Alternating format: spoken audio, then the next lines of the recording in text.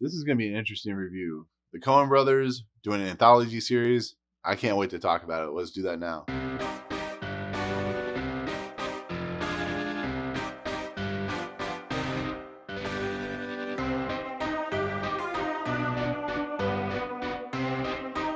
What's up, guys? Welcome to my extremely late movie review of The Ballad of Buster Scruggs, the newest film from Joel and Ethan Coen.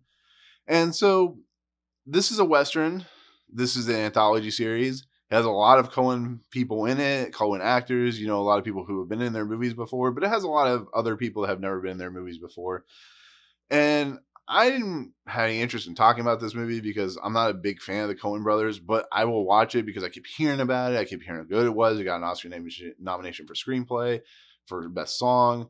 And so I was like, heck, I'm going to talk about the Ballad of Buster Scruggs after I watch the movie. And yes, this movie came out in November, so whatever. So how I'm going to do this is there's 6 anthology episodes in this movie because it's a short by short movie. And I'm going to go through 1 through 6, what my favorite ones are. Number 1 is going to be my favorite. Number 6 is going to be my least favorite. And we'll do it that way. So number 6 was Near Algodones. And this is one that has James Franco and Stephen Root. James Franco is robbing a bank. He gets basically taken down by Stephen Root's character. He's left to hang, and then he escapes, and then he gets left to hang again. And that's basically the story behind it. There's not much going on in this. I wasn't a real big fan of this segment. It's not saying it was bad because I like James Franco. I definitely like Stephen Root. I think Stephen Root was funny in that segment. But there's just not really much going for it here. It's just a simple story of a guy trying to rob a bank and getting caught. That's all. That's all you're doing in this episode. And it's not saying it's bad. It just there's not much meat here, so there's not really much to talk about because there's, James Franco, Stephen Root, and a couple other people, and that's it. So that's my number 6. Number 5 is this is the one that a lot of people put as number 1. I wasn't as high on it because I just felt it was really slow and plotting. Not saying it was bad, but it was really slow in its nature. But this one is basically Zoe Kazan plays a woman who is being led to marry by her idiot brother. And along the way, her brother dies, and she is basically wooed by this other character. And it leads up to this point where, she is confronted by a situation. And if the situation goes down, she has to do it a certain way. Because I don't want to spoil anything, but it's an interesting story. I think Zoe Kazan is an amazing actress. I really liked her in The Big Sick, but I just thought, like I said, there's not really much going on in here. There's, the girl and they at the beginning with the brother, and then there's the whole situation at the end. And it's just kind of a moving situation where you see, I guess, frontier life maybe and how that moves. But it feels like there's not too much more meat going on this. And this is just because it's so long. It probably could have been shaved down by a few minutes, but Zoe Kazan is still fun in this movie. The person trying to woo her is also quite entertaining. I just didn't feel like it was everything that I was hoping for in a story like this, with the acting still being good, but it's very, very Ethan and Joe Coen with the situation they're setting up and how it ends up playing out. So that was number 5. Still good, but not as good as the rest of them. So, but number 4 was All Gold Canyon. This is the one with Tom Waits. Tom Waits plays a prospector who's searching for gold. He's gone to this portion of wherever he's at. I don't know where it actually takes place, but he's looking for the main score, the main gold, the main just where he can like live off the gold. And it was very relevant in this era because they had the California gold rush, and they had just people looking for ways to become rich and make money. And that's all what we tend to do eventually is we all want to become rich and settle down and all that good stuff.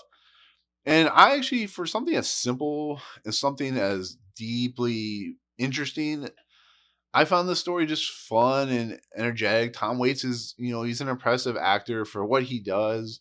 He's not the most skilled actor, but he's a lot of fun here as the prospector.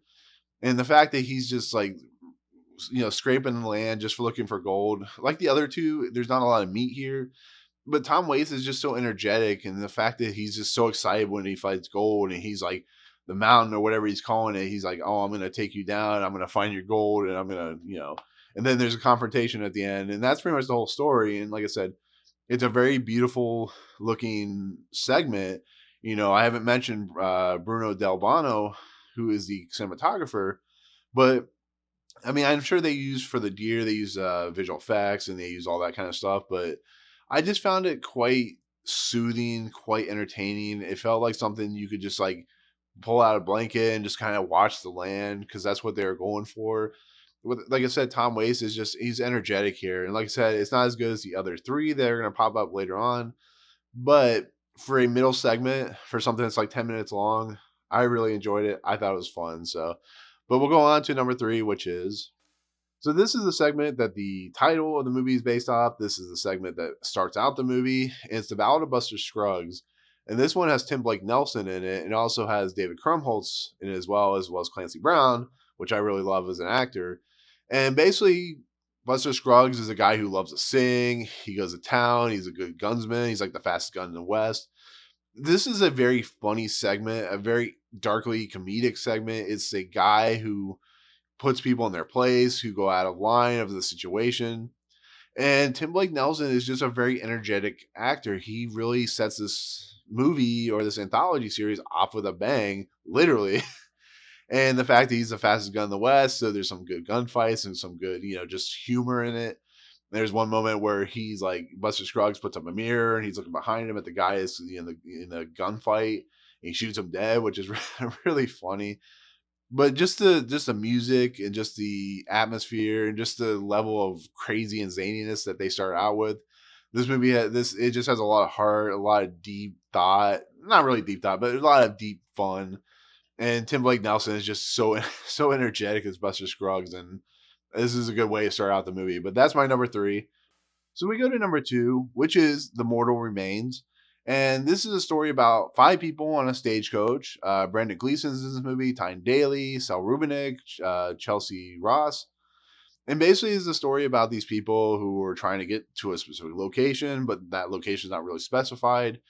And you have these two people that are an Irishman and an Englishman. You also have a Frenchman. You have a lady of the rich lady, and you have the trapper, and they have existential crisis, and they have talk, and they have just interesting dialogue between the back and forth. And this episode or this segment leads to an interesting idea. And so just to watch these five characters who have nothing in common, it's kind of like the Hateful Eight when they're on the stagecoach there. It's just fun to see them go back and forth, and when the eventual reveal happens, it just kind of hits you in the gut, it hits you in the face, it kind of just punches you because it's so not necessarily surprising because of what the Coen Brothers are going for and their ideology of this movie, but it's just a fascinating look at people going to certain places.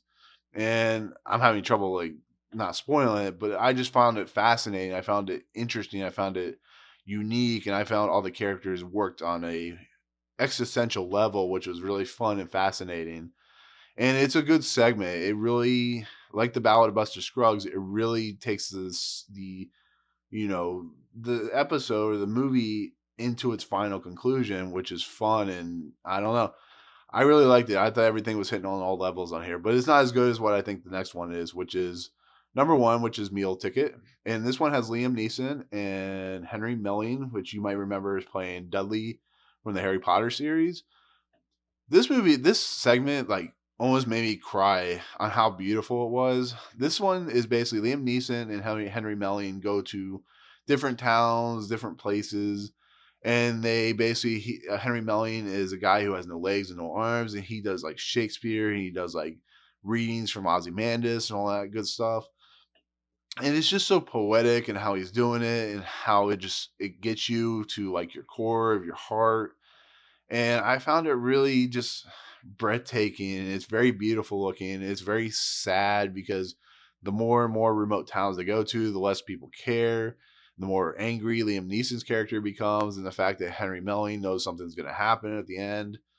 And it's just such a beautiful take on just a melancholy experience, and some of the best work I've ever seen the Coens do because it's so raw in its emotion, and it's so fascinating, and just I think Liam Neeson's at his best here when he's just a guy so frustrated with his situation that he's willing to go to that level to take down his emotions and experience. But it's a really good segment and one of my favorites of what the Coen Brothers have done. Even though I am not a big fan of Coen Brothers, but I like when they hit on all cylinders, and it's a unique experience of with meal tickets. So, but there you go. That's gonna be my 1 through 6. What I feel personally are the best segments.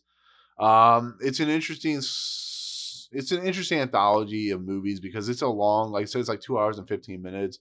But each segment is given their due, is given enough time to coexist with each other. And the fact that Coen Brothers go back into the Western genre is fascinating. And like I said, everybody's having fun here. Everybody's having good times with what they're doing. And it's not the most upbeat of all times. It deals with situations like death and moving on and just so on and so forth. And I don't know. I liked it.